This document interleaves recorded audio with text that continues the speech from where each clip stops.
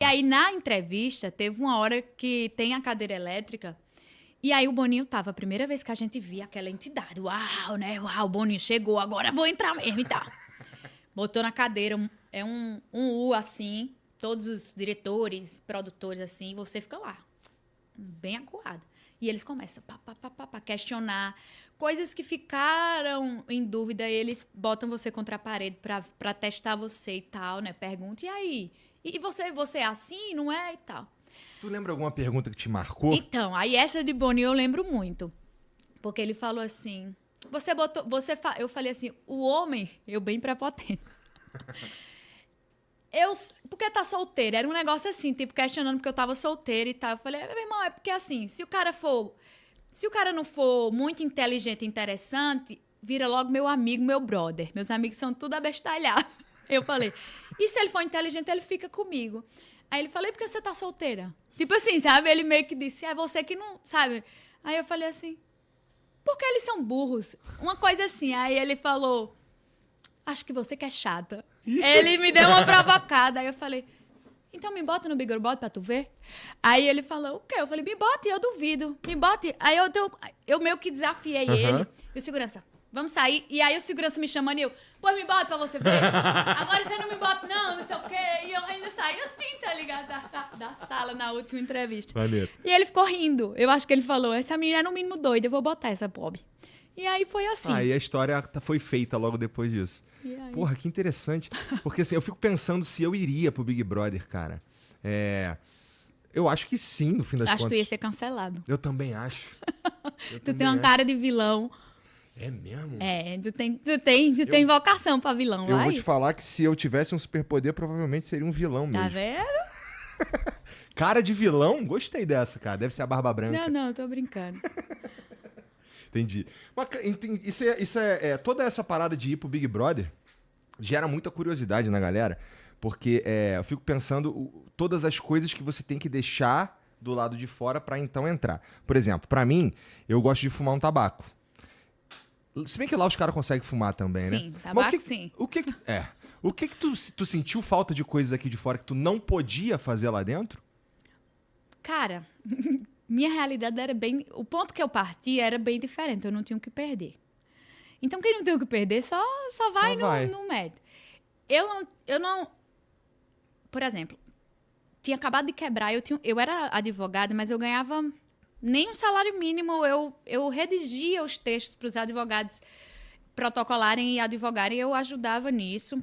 Eu não era advogada de ação, de presença, eu era uma advogada intelectual, mais, digamos assim. E eu trabalhava no salão. Depois o meu salão quebrou na pandemia. Meu salão não, eu alugava uma cadeira nesse espaço com outras meninas, a gente dividia o aluguel. Não era uma empresária. E quando quebrou, bicho, passou um ano, que foi a primeira onda da pandemia, a gente já estava na segunda e 21. Eu cheguei numa situação tão ruim financeiramente que era eu, meu pai e minha mãe vivendo com auxílio, com salário mínimo da minha mãe, que ela era aposentada, e o auxílio da pandemia.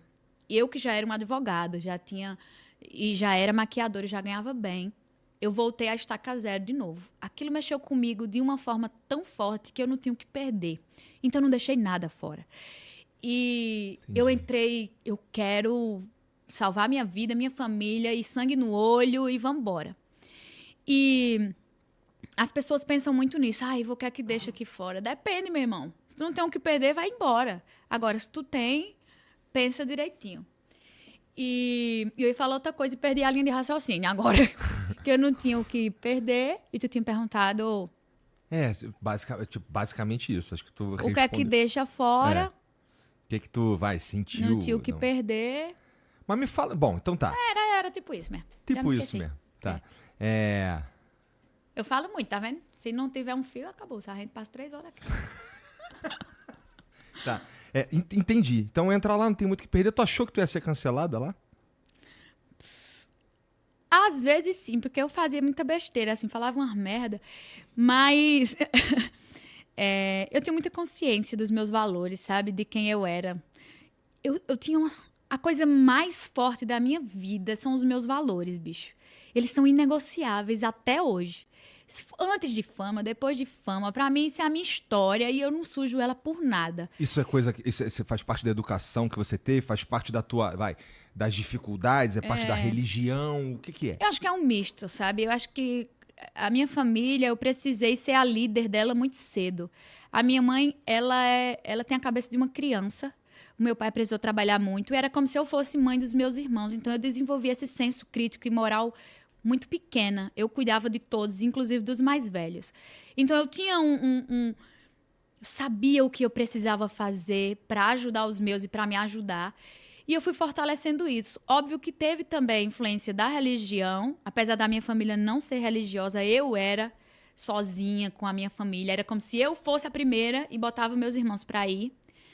Acho que a educação também. Eu me inspirei muito em professores. Como minha mãe era semi-analfabeta, meu pai também não tinha, eu sempre tinha um professor como inspiração. Era sempre um professor. Eu queria ser igual àquele professor. O melhor professor da escola, eu pedia para ir para casa dele no final de semana, lavar nem que se fosse a louça, para eu estar presente, para entender como funcionava. Enfim. Interessante. Então, eu fui montando essa minha base de lugares diversos, mas acho que a experiência da minha vida moldou muito isso. Então, eu tinha muita certeza de quem eu era. Eu sabia que eu não ia me perder. Eu falo isso o tempo inteiro no programa. Eu vou sair daqui de cabeça erguida. E assim foi. E eu quero que seja o resto da minha vida. Tu falou que os professores tentava ter como referência mais perto e tudo mais. Mas tu chegou a estudar letras, né? E descobriu que não queria ser professora. É porque a menina dá trabalho demais, homem. Tu é doido. Porque foi assim, eu queria fazer letras porque eu amo literatura, né? Eu estudava... Eu era apaixonada, eu sou ainda, Guimarães Rosa, Shakespeare, eu era, sabe, Ariano Suassuna, enfim. Eu amava isso e eu achava que eu ia entrar lá para estudar literatura. Quando eu descobri que eu ia entrar lá para ter que dar aula, quando eu fiz o primeiro estágio que os meninos tiraram meu juízo, eu falei, tu é doido, eu vou ficar estudando aqui mesmo, não tem para que eu... Não dá para ser profissão, na minha cabeça, com todo respeito. Mas aí eu disse, já baixa a minha família, que eu tenho que dar aula todo dia, não vai dar. E aí o direito era uma coisa que estava muito forte em mim. Eu sempre fui muito lutar por justiça. Eu via muitas coisas desiguais na minha vida, na minha família, no meu bairro. Eu venho de comunidade. Enfim. Então, eu tinha isso. E os meus irmãos brincavam comigo. Tá bom, advogada. Você é a advogada, a delegada. E eu, na minha cabeça, eu sou mesmo. Calma, vou chegar lá. Você é advogado. E aí fui pro direito, que eu também amo de paixão, assim. Até hoje eu advogo, pago minha OAB. É mesmo? Reviso todos os meus contratos, faço reuniões com o meu grupo jurídico. Eu tenho um jurídico daqui, tipo, que entende dessas coisas, desse universo, né? De autoral, de tudo isso, de mídia, de contratos. E eu tenho a minha amiga de faculdade que morou a minha vida inteira, a minha faculdade inteira comigo, que eu confio 100%. Eu e eles dois, a gente tem um grupo jurídico que a gente discute tudo da minha carreira. Eu ajudo muitas pessoas nesse rolê. Que maneiro. Parece, ainda bem que serviu no fim das contas. Muito, né? Tu é louco. Pra mim serviu também, vai. Eu acho que dar aula, eu dei aula há 7 anos. Dar aula me ajuda a, por exemplo, falar em público, sabe? Então, eu não tenho muito problema de falar se eu tiver que dar uma palestra, por exemplo, pra mim é bem mais tranquilo. Eu acho que tem tudo a ver com a história da minha vida também, sim, que me trouxe até aqui. Mas aí tu fez vários novos amigos também, né? Uns bem famosos aí, sim, né? Tipo, Anitta. Sim. Como é que é encontrar essas pessoas? Porque eram seus ídolos? Sim. Eu não era fã de fã-clube, mas pessoas que acho que o Brasil admira e tem como referência, cada um no seu lugar. E o que eu achei mais bacana disso é que eu já conhecia essas pessoas. Na minha cabeça, eu já era íntima deles. Né? Tinha certeza que eles eram meus melhores amigos. A gente não pensa isso, né? Às vezes, um dos caras que veio aqui, que é um grande ídolo meu do futebol, é o Adriano Imperador, porque em 2009, eu sou Flamengo, em 2009 ele me deu um título brasileiro. Eu nunca tinha visto um Flamengo campeão brasileiro, porque quando foi da última vez eu era muito criança. Então, quando ele veio aqui, cara, pra mim foi, nossa, que doideira, cara. O meu ídolo tá aqui. Na verdade, eu senti isso na primeira vez que eu encontrei ele, que foi 2 anos antes dele vir aqui. Então, assim, eu meio que entendo o que você tá falando. Que, puta, cara, esse cara aqui já conheço há muito tempo. Você tem uma intimidade muito grande. É uma doideira isso.